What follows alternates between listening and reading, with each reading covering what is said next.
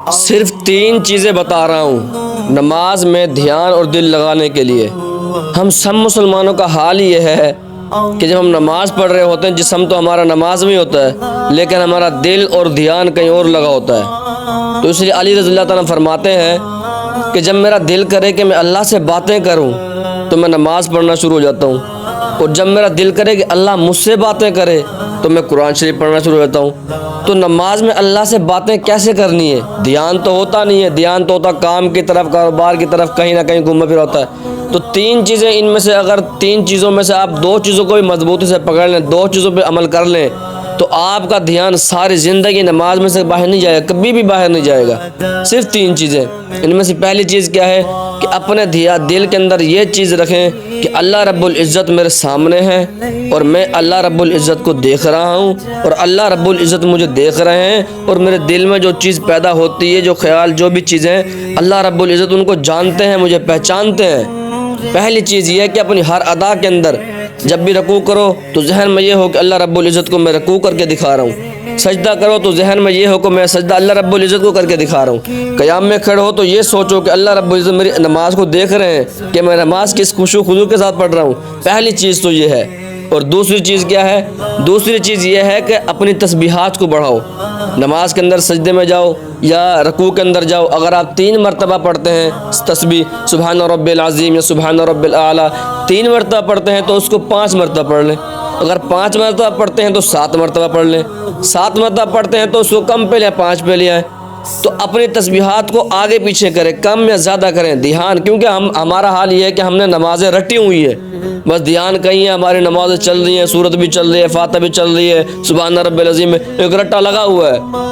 کتنی پڑھ رہے ہیں، اب سب زبان پہ آیا ہوا ہے۔ تو اپنی جب تسبیحات کو آگے پیچھے کریں گے، دھیان کے اس کے اندر ہوگا نماز میں کہ بھئی میں نے رکوع کے اندر، سجدے کے اندر کتنی تسبیح پڑھنی ہے، 3 پڑھنی ہے، 5 پڑھنی ہے، 7 پڑھنی ہے۔ اور تیسری چیز بہت ہی ضروری، بہت اہم ہے،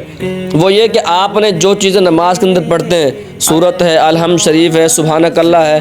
جو چیز بھی ہے سورت ہے، اس کو آپ ترجمے سے یاد کر لیں۔ حافظ کے لیے تو چاہیے، حافظ تو پورا قرآن شریف اس کو حفظ ہوتا ہے، وہ بھی جب جو بھی پڑھے وہ بھی اس کو یاد کر لے، اس کا ترجمہ۔ لیکن جو عام لوگ ہیں جو حفظ کریں نہ، وہ خصوصاً یہ ہے کہ وہ 10 یا 11 12 صورتیں ان کو یاد ہوتی ہیں، نماز میں جو پڑھی جاتی ہیں، ان صورتوں کے ترجمے باقاعدہ یاد کر لیں، کیونکہ ہم اللہ سے باتیں کر رہے ہیں، ہمیں معلوم تو ہم کہ بول کیا رہے ہیں۔ الحمد شریف کو ترجمے سے یاد کر لیں، کوئی مشکل نہیں ہے، 10 صورتیں، 11 صورتیں، چھوٹی چھوٹی صورتیں آخر کی، ان کو اگر ترجمے سے یاد کر لیں، ہمیں یہ پتہ ہو کہ ہم بول کیا رہے ہیں اللہ کے سامنے۔ الحمد شریف ہے اور سورۃ قل هو اللہ ہے، اور جتنی بھی الم تری کیف فعل ربک باصحاب الفیل، یہ صورتیں ہیں، یہ چھوٹی چھوٹی صورتیں، ان کو ترجمے سے یاد کر لیں اگر ہم، تو ہمیں یہ پتہ ہو کہ ہم جو صورت پڑھ رہے ہیں اس کا ترجمہ کیا ہے، ہم اللہ سے بول کیا رہے ہیں، اللہ سے بات کیا کر رہے ہیں، اور ہم الحمد شریف میں اللہ سے مانگ کیا رہے ہیں، تو ہمارا کبھی بھی دھیان نماز سے ہٹ کے کہیں بھی نہیں جائے گا۔ نماز جو ہے مومن کی معراج ہے، ساری عبادتیں جتنی بھی ہیں اللہ نے آسمان سے زمین پہ اتاری، لیکن جب نماز کو دینے کا وقت آیا تو اللہ رب العزت نے اپنے محبوب کو اپنے پاس بلایا،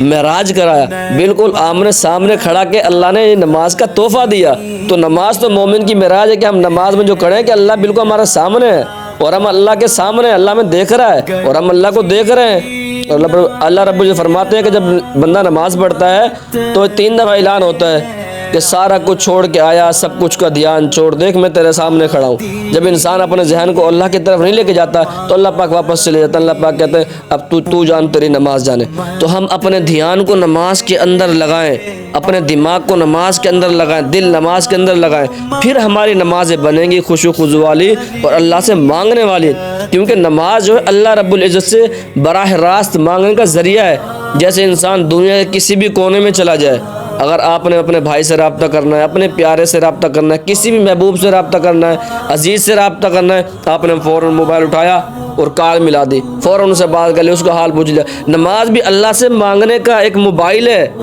فوراً سے نمبر ڈائل کیا، اللہ سے باتیں شروع ہو گئی، کوئی پریشانی ہے، کوئی مشکل ہے، کوئی تکلیف ہے، کوئی بیماری ہے، کسی قسم کی بھی الجھن ہے، کسی قسم کی بھی تکلیف ہے، فوراً سے ڈائل کرا، نماز میں مشغول ہو گئے، اللہ سے اپنے معاملات حل کرائے۔ نماز تو اللہ سے معاملات حل کرانے کا ذریعہ ہے، تو ہم اپنے نمازوں کے اندر دل لگائیں، وہ دل ایسے ہی لگے گا ان 3 چیزوں کے اوپر۔ اگر کوئی انسان عمل کر لے یا 2 چیزوں پہ کر لے تو انشاءاللہ کبھی بھی ہمارا دھیان اس نماز میں سے باہر نہیں جائے گا۔